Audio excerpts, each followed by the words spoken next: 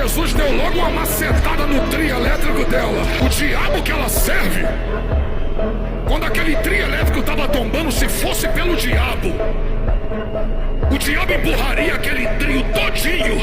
Não mataria só ele, esmagaria todas aquelas pessoas que estariam ali embaixo.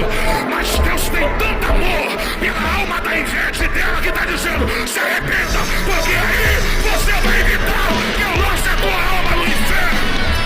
A única coisa que a Ivete pode impedir é de ir pro inferno, se arrependendo dos seus pecados e confessando Jesus como Salvador da sua alma.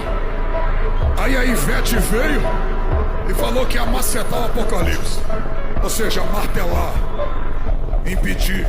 Carlinhos Maia diz: Jesus está voltando. Homossexual assumido. Ivo Canário, cantor de axé,